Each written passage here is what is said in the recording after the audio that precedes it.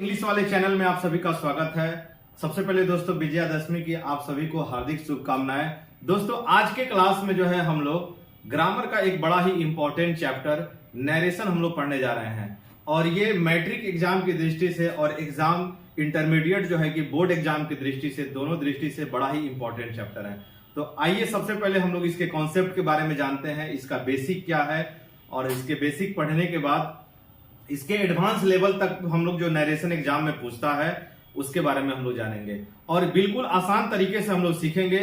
और अगर आपको नरेशन बनाने में अभी तक समस्या आ रहा है तो इस वीडियो के बाद जो है कि ये सारी समस्याएं आपकी दूर हो जाएंगी, क्योंकि नरेशन में जो बेसिक अगर कॉन्सेप्ट अगर आपको नहीं पता है तो आप सही ढंग से नरेशन नहीं बना सकते हैं। क्योंकि नरेशन में जो है कि हर समय जो है कि कई कई सेंटेंस के अनुसार रूल जो है उसमें चेंज होते रहता है। तो अगर आप बेसिक समझ जाते हैं तो आपको नरेशन समझने में जरा सा भी प्रॉब्लम नहीं होगा।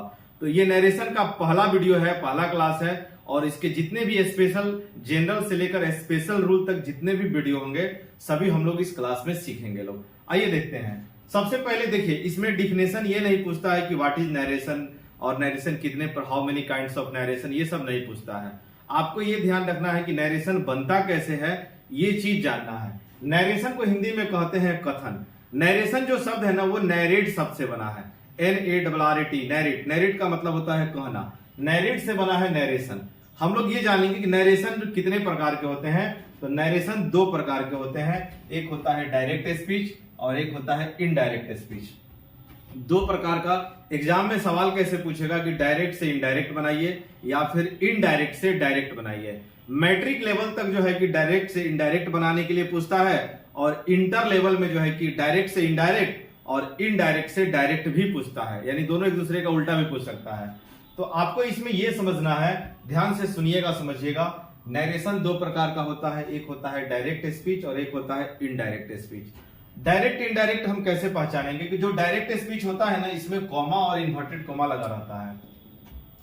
अगर सेंटेंस में कॉमा और इन्वर्टेड कॉमा लगा हो, ये इन्वर्टेड कॉमा के अंदर है, ये कहलाएगा डायरेक्ट स्पीच।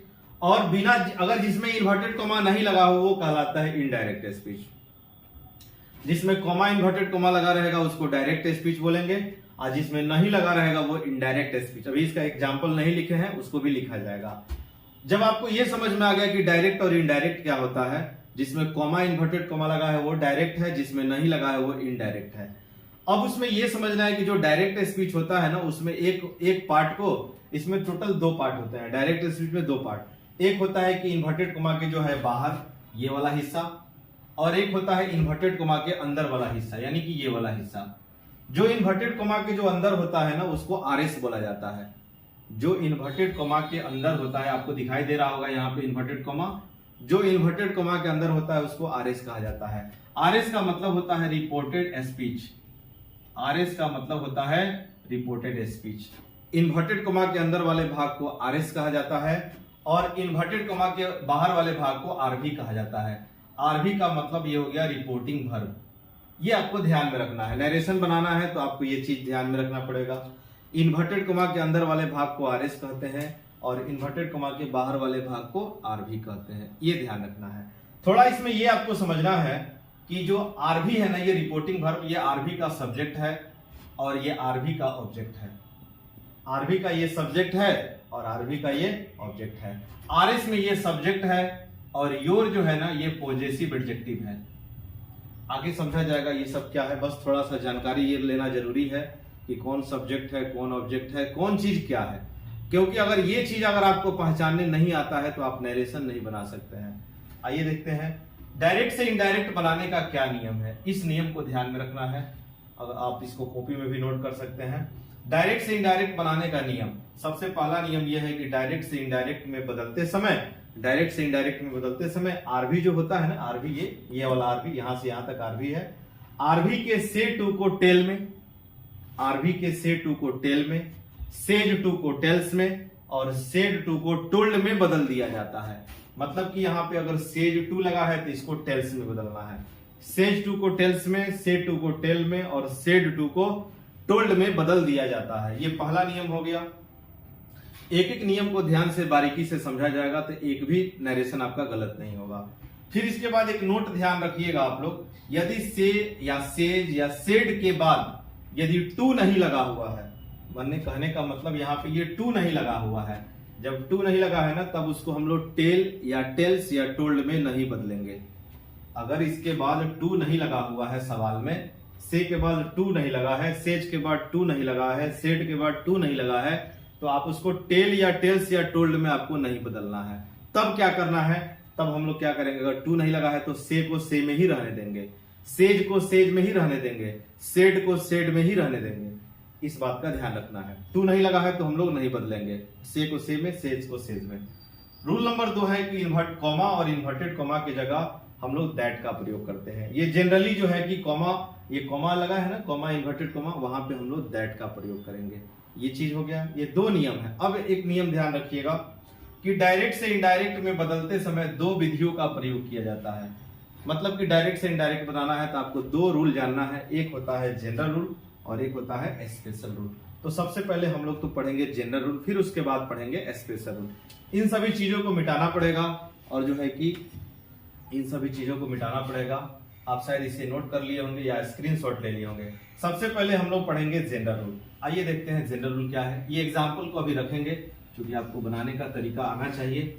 सबसे पहले आपको ये ध्यान रखना है कि जनरल रूल बनाने से पहले आपको एक प्रोनाउन का जो है कि आपको एक चार्ट आपको बनाना पड़ेगा। जनरल रूल बनाने से पहले हम लोग पढ़ने जा रहे हैं जनरल रूल। इसको पढ़ने से पहले सबसे पहले आपको एक प्रोनाउन का चार्ट बनाना पड़ेगा और मेरे साथ आप लोग जो है कि कॉपी में प्रोनाउन का चार्ट नोट करिए या फिर उससे समझिए। आपको ये जनरल रूल पढ़ने से पहले जो है कि आपको प्रोनाउन का एक चार्ट बनाना पड़ेगा। हम यहाँ पे लिख रहे हैं प्रोनाउन का चार्ट। आपको जनरल रूल जानने से पहले ये प्रोनाउन का चार्ट जानना पड़ेगा। सबसे पहले आप ये ध्यान रखिएगा, इधर होता है प्रोनाउन, ये प्रोनाउन हो गया। उसके बाद आएगा नॉमिनेटिव केस, यानी इसको हम लोग सब्जेक्ट बोलेंगे।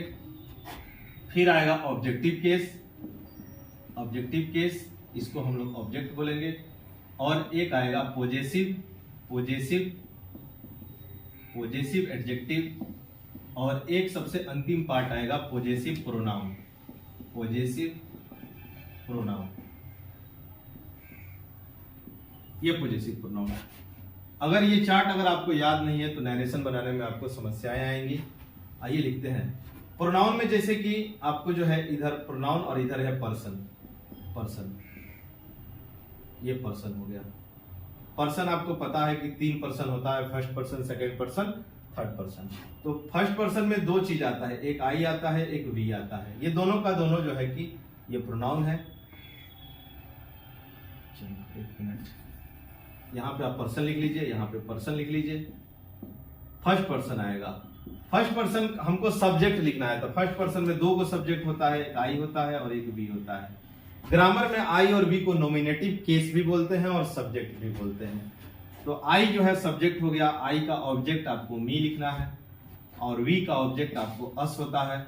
आई का पॉजेसिव एडजेक्टिव माई होता है और आई का जो है कि पॉजेसिव प्रोनाउन माइन होता है। ये हो गया।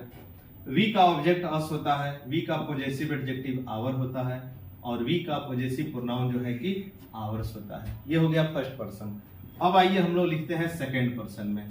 सेकंड पर्सन में जो है कि एकमात्र यू होता है। यू सिंगुलर भी है यहाँ पर और यू प्लुरल भी है। यहाँ पे यू का 4 हिंदी निकलेगा, तुम निकलेगा, तुम, आप, तुम लोग, आप लोग। यू का ऑब्जेक्ट, यू सब्जेक्ट भी होता है और यू ऑब्जेक्ट भी होता है। यू का पॉजेसिव एडजेक्टिव जो है कि योर होता है और यू का पॉजेसिव प्रोनाउन योर्स होता है। ये हो गया सेकंड पर्सन। आइए उसके बाद लिखते हैं थर्ड पर्सन में। थर्ड पर्सन में आपको यह ध्यान रखना है कि थर्ड पर्सन में एक होता है सिंगुलर नंबर और एक होता है प्लुरल नंबर। तो सिंगुलर नंबर में देखिए ही आएगा, सी आएगा और जो है कि इट आएगा। ये सिंगुलर नंबर होता है और इसका प्लुरल नंबर होता है दे। थर्ड पर्सन प्लुरल नंबर दे होता है। ही का जो ऑब्जेक्ट है हिम होगा, ही का पॉजेसिव एडजेक्टिव हिज होगा और ही का पॉजेसिव प्रोनाउन भी हिज होगा। ये हो गया। सी का ऑब्जेक्ट जो है कि हर होगा, सी का पॉजेसिव एडजेक्टिव जो है कि हर होगा और सी का पॉजेसिव प्रोनाउन जो है कि हर्ष होगा, HERS। इट का ऑब्जेक्ट इट होता है, इट का पॉजेसिव एडजेक्टिव इट्स होता है और इट का पॉजेसिव प्रोनाउन नहीं होता है। दे का ऑब्जेक्ट जो है कि दे का ऑब्जेक्ट देम होगा, दे का पॉजेसिव एडजेक्टिव देयर होगा और दे का पॉजेसिव प्रोनाउन देयर्स होगा। अगर नीचे शायद नहीं दिख रहा हो तो आप यहाँ पे नोट कर लीजिएगा कि दे का ऑब्जेक्ट देम होगा, ये ऑब्जेक्ट है। दे का पॉजेसिव एडजेक्टिव देयर होगा, ये पॉजेसिव एडजेक्टिव है। और दे का पॉजेसिव प्रोनाउन जो है कि देयर्स हो जाएगा, ये पॉजेसिव प्रोनाउन है। ये आपको अगर आपको नरेशन बनाना है, चाहे स्पेशल रूल वाला बनाना हो या फिर जनरल रूल बनाना हो, ये प्रोनाउन का चार्ट आपको आना चाहिए कि कौन सा शब्द क्या होता है। ठीक है, शायद आप इसे नोट कर लिए होंगे। आइए अब हम लोग जानते हैं जनरल रूल कैसे बनता है। आज हम लोग सीखेंगे इस क्लास में जनरल रूल। इसे हम मिटाएंगे अभी। अब देखिए, आपका समय बर्बाद ना हो इसीलिए थोड़ा सा क्लास को तेजी में ले चल रहे हैं। आइए हम लोग सबसे पहले जानेंगे कि जनरल रूल होता क्या है। नरेशन बनाने का दो विधि होता है, एक होता है general rule, GNERAL, general rule. General rule बनाने का तीन विधि होता है। इसको बनाने के लिए जनरल रूल बनाने का तीन विधि है। पहला नंबर है change of person, change of person. दूसरा नंबर है change of tense, change of tense. और तीसरा नंबर है change of other parts of speech, change of other parts of speech. अगर आपको जनरल रूल का नरेशन बनाना है तो आपको ये तीन नियम जानना जरूरी है, change of person, change of tense, change of other parts of speech. हम लोग बारी बारी से सबसे पहले हम लोग पढ़ेंगे चेंज ऑफ पर्सन। शायद आप इसे नोट कर लिए होंगे, इसे मिटाना पड़ेगा। चेंज ऑफ पर्सन हम लोग सबसे पहले पढ़ेंगे चेंज ऑफ पर्सन। आइए देखते हैं चेंज ऑफ पर्सन में है क्या नियम। चेंज ऑफ पर्सन यहां पे लिख रहे हैं, इधर एग्जाम्पल लिखना पड़ेगा। Change of person, change of person, सबसे पहले हम लोग ये पढ़ेंगे चेंज ऑफ पर्सन। देखिए इसमें होता क्या है, डायरेक्ट से इनडायरेक्ट आपको बस मौखिक बोल दे रहे हैं, बाकी यहाँ पे जो जरूरत पड़ेगा नियम वही लिखेंगे। डायरेक्ट से इनडायरेक्ट में बदलते समय ध्यान दीजिएगा आप सभी, डायरेक्ट से इनडायरेक्ट में बदलते समय इधर हो गया आपका आरबी और ये हो गया आपका आरएस। डायरेक्ट से इनडायरेक्ट में बदलते समय चेंज ऑफ पर्सन का क्या नियम होता है। डायरेक्ट से इनडायरेक्ट में बदलते समय, मतलब डायरेक्ट से इनडायरेक्ट में बदलते समय आरएस जो है ना, आरएस का जो फर्स्ट पर्सन है, आरएस का जो फर्स्ट पर्सन है, फर्स्ट पर्सन में कौन कौन आएगा, आई और आई का पूरा परिवार फर्स्ट पर्सन है। वी और वी का पूरा परिवार फर्स्ट पर्सन है। तो आई का परिवार क्या, जैसे आई हो गया, आई के फैमिली में कौन कौन आएगा, आई के साथ मी आएगा, आई का पॉजेसिव एडजेक्टिव माई हो जाएगा, आई का पॉजेसिव प्रोनाउन माइन हो जाएगा। इसी तरह से वी का पूरा परिवार, वी सब्जेक्ट वी आएगा, उसका ऑब्जेक्ट अस आएगा, उसका पॉजेसिव एडजेक्टिव आवर आएगा, उसका पॉजेसिव प्रोनाउन आवर्स आएगा।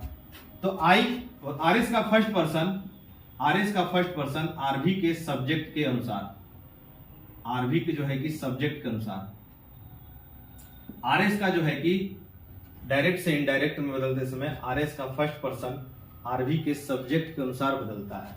दूसरा नियम, आरएस का जो सेकंड पर्सन है वो आरवी के ऑब्जेक्ट के अनुसार बदलता है। कैसे बदलेगा सब एग्जांपल में आपका क्लियर हो जाएगा, बस नियम को ध्यान से सुनना है।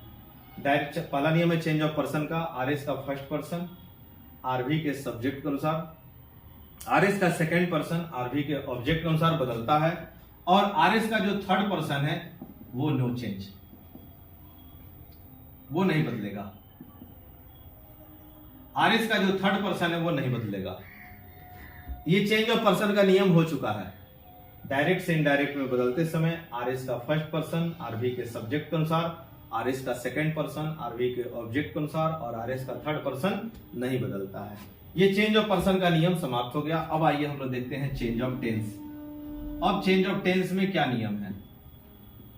अब यहां से ये नियम बताने के बाद अब नरेशन बनना आपका शुरू हो जाएगा। चेंज ऑफ टेंस का ये नियम है, इसका रूल है, पहला नंबर रूल, डायरेक्ट से इनडायरेक्ट में बदलते समय यदि आरवी प्रेजेंट या फ्यूचर, डायरेक्ट से इनडायरेक्ट में बदलते समय यदि आपका आरवी प्रेजेंट या फ्यूचर में है, फ्यूचर टेंस में है तो आरएस का टेंस नहीं बदलता है। ये आपको नियम ध्यान में रखना है, आरएस का टेंस नहीं बदलता है। आरिस का टेंस नहीं बदलता है। ये नियम हो गया। आपको ये ध्यान में रखना है, यदि आरबी जो है ना, आरबी प्रेजेंट या फ्यूचर में रहेगा तो आरिस का टेंस नहीं बदलेगा। आपको एग्जांपल से समझ में आएगा। यहां देखिए, इस सवाल को देखिए, इस सवाल को हम बना रहे हैं, इस फिर से इस एग्जांपल को लिख दे रहे हैं। डायरेक्ट स्पीच हमारा सवाल हो गया, he says to me, comma inverted comma, I am your friend. यहां पे जगह नहीं है, यहां तो लिख दे रहे हैं आई am your friend, full stop. ये हो गया, ये सवाल है। सबसे पहले जब नरेशन आपको बनाना हो ना, तो सबसे पहले आप क्या करिएगा, आप चेक करिएगा, आरबी को चेक करिएगा। आरबी, ये आरबी है, ये आरबी है। आप आरबी को चेक करिएगा कि आरबी जो है ना, ये कौन से टेंस में है। आप देखिए ना, सेज लगा हुआ है। अगर सवाल में से रहेगा, या सवाल में सेज रहेगा, या सेल या विल के साथ, या सेल या विल के साथ से रहेगा, तो आप समझिएगा, अगर ये दोनों रहेगा तब ये प्रेजेंट माना जाता है। अगर सेल विल के साथ में है तब ये फ्यूचर में माना जाता है। आपको ये समझना है कि यदि आरबी जो है ना प्रेजेंट या फ्यूचर टेंस में हो, यदि आपका आरबी प्रेजेंट या फ्यूचर में हो तो इसका टेंस नहीं बदलेगा। फिर से सुनिए, यदि आरबी जो है ना प्रेजेंट या फ्यूचर टेंस में हो तो इसका टेंस नहीं बदलेगा। कहने का मतलब, अगर एम में है ना तो ईजेएमआर में आंसर होगा, अगर वाज में है ना तो वाज वेयर में आंसर होगा। मतलब जिस टेंस में है उसी टेंस में लिखा जाएगा, टेंस उसका नहीं बदलेगा। आपको ये ध्यान रखना है। आइए देखते हैं, ये प्रेजेंट में है, इसका टेंस नहीं बदलेगा, टेंस नहीं बदलेगा। इसका नरेशन बना रहे हैं जी।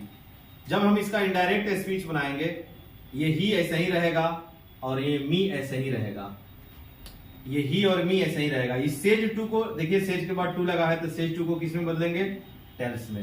ही टेल्स मी, ये मी ऐसे ही रहेगा। ये आरबी का सब्जेक्ट है और ये आरबी का ऑब्जेक्ट है। आरबी का ये सब्जेक्ट है और आरबी का ये ऑब्जेक्ट है। ये हो गया। कॉमा इन्वर्टेड कॉमा की जगह आपको क्या लगाना है, दैट लगाना है। ये हो गया।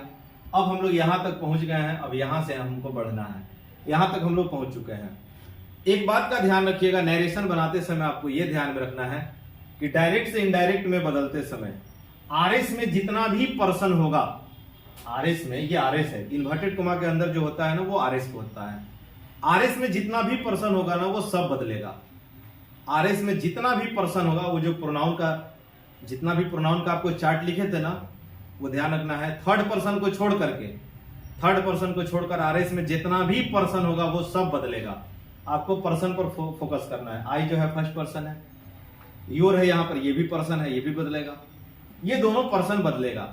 अब देखिए, एक नियम और ध्यान में रखिएगा, इस बात को ध्यान से आपको सुनना है। जैसे कि अगर कोई जो है कि कोई राजा अपने कुर्सी पर बैठा हुआ है, अगर राजा वहां अपने कुर्सी पर हटता है तो जो भी उसके कुर्सी पर बैठेगा वो राजा कहलाएगा।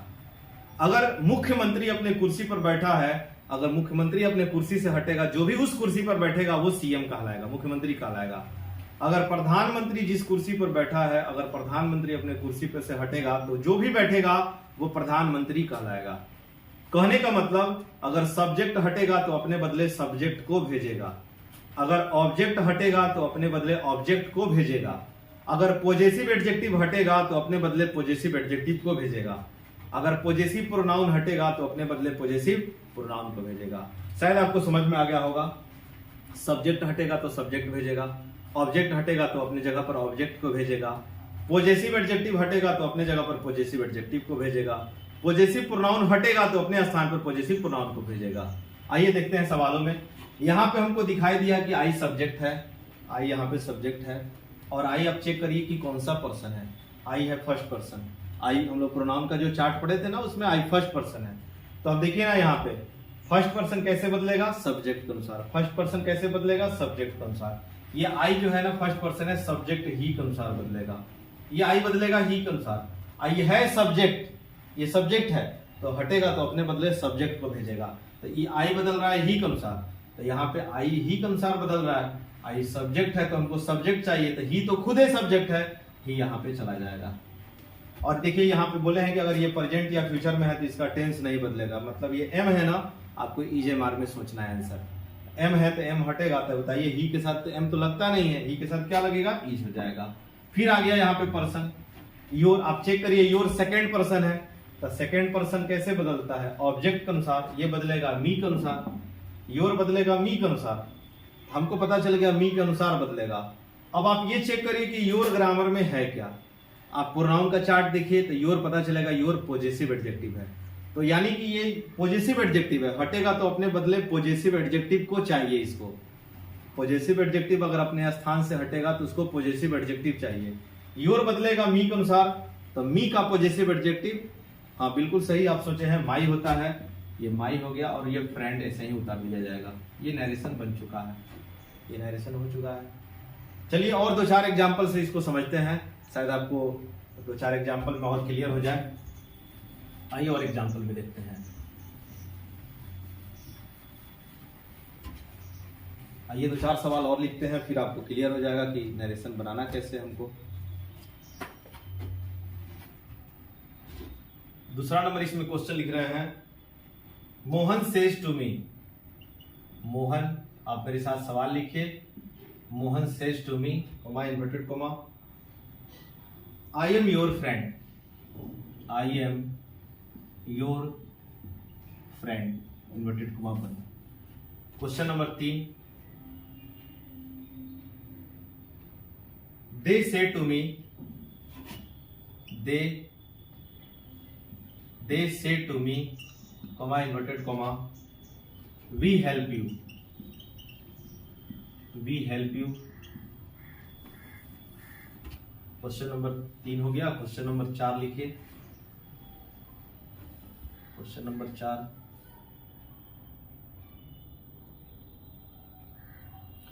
he says to me, comma inverted comma, you are my friend, you are my friend। आइए इतना सवालों पे हम लोग प्रैक्टिस करते हैं। सबसे पहले जब भी आपको नरेशन बनाना हो तो आप ये चेक करिएगा कि आपका आरबी कौन से टेंस में है, क्योंकि जैसे जैसे क्लास बढ़ते जाएगा ये कंफ्यूजन भी इसमें बढ़ते जाएगा।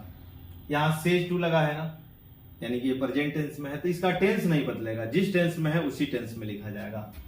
ये आरबी का सब्जेक्ट है और आरबी का ये ऑब्जेक्ट है। इधर जितना भी पर्सन है ना वो सब बदलेगा। आई है पर्सन, ये बदलेगा। योर है पर्सन, वो बदलेगा। देखिए इसका नरेशन बना रहे हैं, इनडायरेक्ट स्पीच बना रहे हैं। मोहन सेज टू को कैसे लिखना है, तो टेल्स में लिखना है। सेज के बाद टू लगा है तो टेल्स हो गया। ये मी ऐसे ही रहेगा, कॉमा इन्वर्टेड कॉमा की जगह दैट हो गया। फिर हम यहां तक पहुंचे तो हमको दिखाई दिया आई फर्स्ट पर्सन है। फर्स्ट पर्सन कैसे बदलेगा? सब्जेक्ट मोहन के अनुसार। तो मोहन के बदले कौन सा प्रोनाउन आएगा? ही आएगा। लड़का के लिए ही, लड़की के लिए सी आता है। यहाँ पे इसके लिए हम लोग प्रोनाउन ही सोचेंगे। ये सब्जेक्ट है ना, तो अपने बदले इसको सब्जेक्ट चाहिए। तो यहाँ पे मोहन के बदले सब्जेक्ट के रूप में क्या आएगा? ही आएगा। इसका टेंस नहीं बदलेगा, क्योंकि हम जाने हैं कि ये प्रेजेंट में है तो इसका टेंस नहीं बदलेगा। ईजेमार है तो ही के साथ ईज हो जाएगा। ये फिर पर्सन आ गया योर। योर है second person, second person object me के अनुसार बदलेगा। ये है पॉजेसिव एडजेक्टिव, तो मी का पॉजेसिव एडजेक्टिव माई होता है। तो यहाँ पे माई हो गया और फ्रेंड हो गया। ये नरेशन बन चुका है। आइए इस सवाल को देखते हैं। ये सब्जेक्ट है हमारा और ये ऑब्जेक्ट है। इधर ये देखिए वी जो है फर्स्ट पर्सन ये बदलेगा, यू है सेकेंड पर्सन वो भी बदलेगा। दे, इसका नरेशन बनेगा दे से टू लगा है ना, तो टेल हो जाएगा, मी हो जाएगा, कोमा इन्वर्टेड कोमा की जगह दैट हो जाएगा। और वी जो है कि वी फर्स्ट पर्सन है, फर्स्ट पर्सन सब्जेक्ट दे के अनुसार, तो दे के अनुसार तो ये दे हो जाएगा। और देखिए वी के साथ V1 लगा है ना, तो दे के साथ भी V1 ही होता है। तो दे के साथ हेल्प ये भी बिल्कुल ऐसे ही रहेगा। यू ये ऑब्जेक्ट है। आपके मन में होगा कि ये ऑब्जेक्ट कैसे हो गया? वर्ब के बाद लिखा है, वर्ब के बाद ऑब्जेक्ट होता है। ऑब्जेक्ट है और है second person, second person object me के अनुसार। ये बदल रहा है मी के अनुसार, और ये ऑब्जेक्ट है तो इसको ऑब्जेक्ट चाहिए। तो ये मी तो खुद ही ऑब्जेक्ट है, ये मी खुद लिखा जाएगा। ये नरेशन हो चुका है, ये भी बन चुका है। आइए इसको समझते हैं। ही सेज टू लगा है तो इसका हो जाएगा टेल्स, मी हो जाएगा, कोमा इन्वर्टेड कोमा की जगह दैट हो गया। अब ये यू यहाँ पर सब्जेक्ट है, क्योंकि शुरू में लिखा है इसलिए सब्जेक्ट है। यू है सेकेंड पर्सन, और सेकेंड पर्सन ऑब्जेक्ट मी के अनुसार, ये मी के अनुसार बदलेगा, लेकिन है सब्जेक्ट तो हमको मी का सब्जेक्ट चाहिए। मी का सब्जेक्ट क्या होगा? आई। यू के साथ आर लगा है तो आई के साथ तो आर लगेगा नहीं, आई के साथ एम हो जाएगा। फिर आ गया माई, यहाँ पे माई फर्स्ट पर्सन है तो first person subject, first person देखिए फर्स्ट पर्सन सब्जेक्ट के अनुसार, तो ये फर्स्ट पर्सन सब्जेक्ट ही के अनुसार बदलेगा। आई हैव पॉजेसिव एडजेक्टिव, तो ही का पॉजेसिव एडजेक्टिव क्या होगा, हिज हो जाएगा। आपको ये सब प्रोनाउन का चार्ट याद होना चाहिए, हिज। और लास्ट में फ्रेंड है तो ये फ्रेंड उतर जाएगा। ये नरेशन हो चुका है। एक सवाल आप लोगों को वर्क में दे रहे हैं, अगर आपको शायद समझ में आया हो तो इसका कमेंट में आंसर जरूर लिखिएगा। आप लिखिए सवाल को। क्वेश्चन है इसका, she says to me, comma inverted comma, she says to me I love you. आप जो है कि इसका आंसर हमें कमेंट में जरूर बताइएगा। अगर आपको नरेशन समझ में आया हो तो इसका आंसर कमेंट में जरूर दीजिएगा। और आपको ये वीडियो कैसा लगा आप हमें कमेंट में इसको भी लिख के बताइएगा। और इसका और भी जो पार्ट है हम लोग अगले वीडियो में पढ़ेंगे। ये नरेशन का बिल्कुल 0 लेवल से हम लोग पढ़ रहे हैं और ये आज नरेशन का पहला क्लास है। आप इसे अच्छे से अगर एक बार में ना समझ में आया हो तो वीडियो और 1-2 बार देख लीजिएगा, आपको क्लियर हो जाएगा। और इसमें आपको सबसे इंपॉर्टेंट ये है प्रोनाउन का चार्ट याद करना। अगर आपको प्रोनाउन का चार्ट याद नहीं है तो आप नरेशन नहीं बना सकते हैं। और भी इसका जो एडवांस रूल है, स्पेशल रूल है, उसको भी हम लोग सीखेंगे। और अगर आप वीडियो आपको अच्छा लगा है तो प्लीज अपने दोस्तों में शेयर जरूर करिएगा और लाइक भी जरूर करिएगा और अपने दोस्तों में भी इस चैनल को बताइए। और इसके साथ साथ जो है कि हम लोग बोर्ड एग्जाम के लिए जो है कि मैट्रिक और इंटर दोनों बोर्ड एग्जाम के लिए आप यूट्यूब चैनल पर क्रैश कोर्स का बैच जो है स्टार्ट होने जा रहा है। इसको भी आप जरूर इसको देखिएगा, इससे आपको बहुत सारा बेनिफिट मिलेगा। ठीक है।